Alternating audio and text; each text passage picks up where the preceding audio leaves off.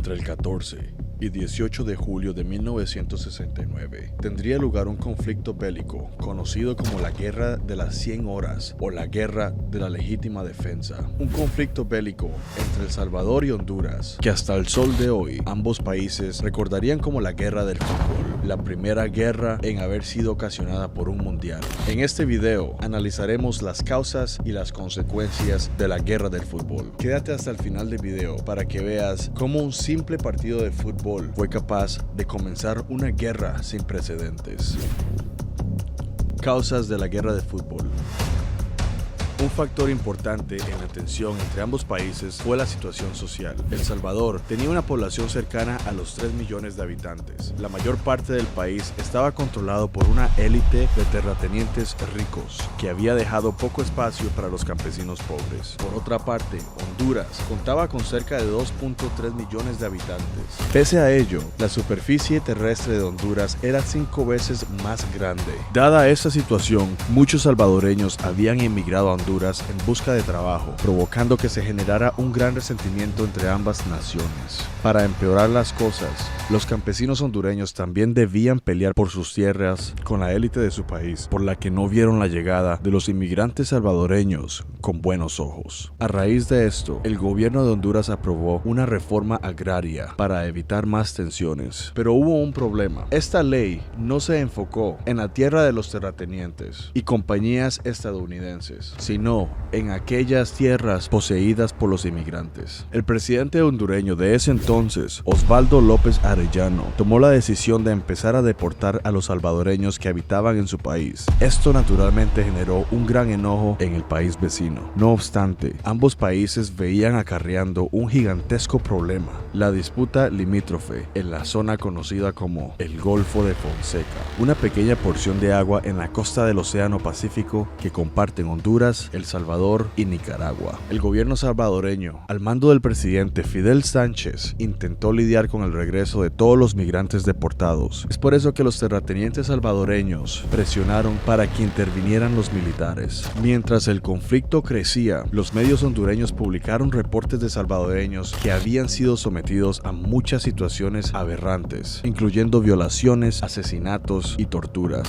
Debido a su condición de extranjeros, todo esto daría lugar a un violento estallido social que acabaría en una sangrienta guerra. Pese a los malestares políticos y sociales, se jugaron 3 famosos partidos de fútbol para ver quién ocuparía una plaza en el Mundial de México de 1970. Francisco José Guerrero, ministro salvadoreño, dijo que alrededor de 12,000 compatriotas habían dejado Honduras después del segundo partido debido a una persecución proveniente de un encuentro entre ambas selecciones. Después del partido, la UPI publicó un artículo en el que se afirmaba que la guerra de fútbol la había ganado El Salvador 3-2. La situación provocó severos disturbios en la ciudad. Como consecuencia, la policía mexicana debió desplegar un operativo de casi 1,700 efectivos para evitar actos de violencia. Mientras tanto, los canticos de los hinchas salvadoreños inundaban las calles, junto a un coro de voces que gritaba al unísono: ¡asesinos! Finalizado el partido, las situaciones de violencia se fueron incrementando en la frontera, brindando una válida para dar orígenes a los enfrentamientos. Otro factor importante de este conflicto fue el problema limítrofe. En 1869, el proceso de negociación había comenzado 100 años atrás, cuando representantes de ambos países se reunieron para demarcar los límites de algunas ciudades fronterizas. Desafortunadamente,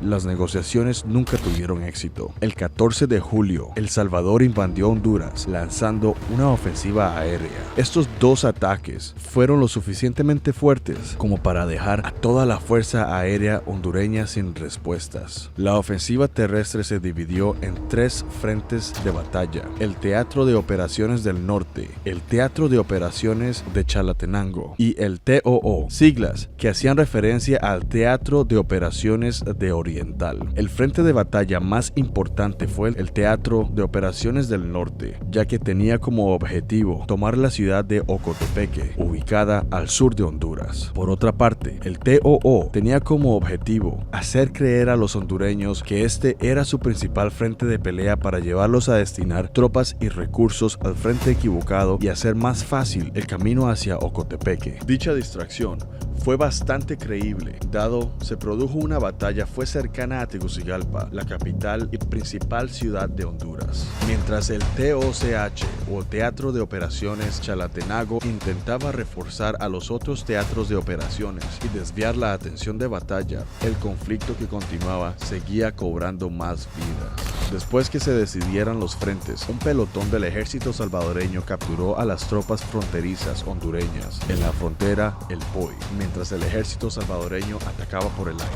Simultáneamente, un segundo contingente se desplazó a través del paso de El Amatillo, donde fueron recibidos por los hondureños con fuego de ametralladoras. Pese a ello, la guarnición hondureña se rindió tras unos minutos. Durante esta misma noche, las tropas salvadoreñas siguieron avanzando por territorio enemigo, mientras los ciudadanos hondureños descansaban. El 15 de julio, tan solo un día después, la Fuerza Aérea hondureña bombardeó el puerto de Acajutla en venganza al ataque del día anterior, atacando tanques de combustible. Afortunadamente, la mayor parte se encontraban vacíos, ya que días atrás habían sido retirados. Por otra parte, también se produjo un ataque en el aeropuerto de Yopango, pero el ataque fue poco efectivo, ya que muchas de las bombas no llegaron a destino, y las que impactaron dieron en agases vacíos. Ese mismo día, la Fuerza Aérea salvadoreña volvió a atacar a Honduras con mayor éxito. El ejército de El Salvador llegó por la tarde a la ciudad de Ocotepeque con ánimos de apoderársela, utilizando puentes importantes para que los refuerzos hondureños no pudieran llegar a defenderla. A la medianoche, la ciudad se encontraba completamente en manos salvadoreñas. Para celebrar su victoria, los soldados salvadoreños plantearon la bandera de su país y las tropas victoriosas continuaron su avance a través del territorio hondureño durante los próximos días. El 18 de julio, la Organización de Estados Unidos pidió el cese del fuego. Ese mismo día, el presidente Fidel Sánchez Hernández solicitó garantías para los salvadoreños que residían en Honduras y afirmó que si atacaban su pedido, sus tropas pararían el fuego. 2 días más tarde, se dio alto al fuego. Tras este trágico evento, el gobierno salvadoreño exigió que terminara la persecución de sus compatriotas. Pese a ello, el OEA exigió a El Salvador que desalojara previamente el territorio hondureño. Es por eso que el 6 de agosto las tropas de El Salvador se retiraron tras proclamar su victoria ante Honduras. Toda guerra trae consecuencias en varios aspectos. Uno de ellos fue el económico. Debido a la destrucción, el mercado común centroamericano quedó en ruinas. Este centro, formado en el año 1960, se encontraba integrado por Guatemala, El Salvador, Honduras, Nicaragua y Costa Rica. El comercio de mercancías de esa región mostró un importante crecimiento, superando las exportaciones con destinos a otros mercados del mundo. Pese a ello, tuvo un momento de desaceleración entre 1981 y 1985, producto de la crisis mundial del 80 y de las guerras civiles y crisis políticas de países centroamericanos como El Salvador y Nicaragua. El 30 de octubre de 1980, finalizada la guerra, los dos países firmaron el Tratado General de Paz en Lima, Perú. De esta manera, la disputa fronteriza se resolvería en la Corte Internacional de Justicia. Es así como la parte fronteriza, conocida como los Bolsones, pasó a formar parte del territorio hondureño, sumando unos 450 kilómetros cuadrados de territorio. Como consecuencia de la guerra, fallecieron entre 3.000 y 6.000 civiles y hubo más de 15.000 heridos. Si a esto le sumamos todos los problemas socioeconómicos causados, podemos decir con toda seguridad que la guerra de fútbol fue uno de los eventos más trágicos de la historia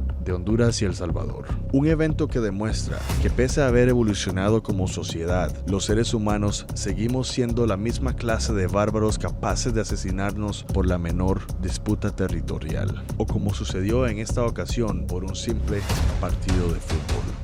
Si te ha gustado este video, suscríbete al canal, dale like al video y activa la campana para que no te pierdas ninguno de nuestros videos. Mi nombre es Christopher Meneses, nos vemos hasta la próxima.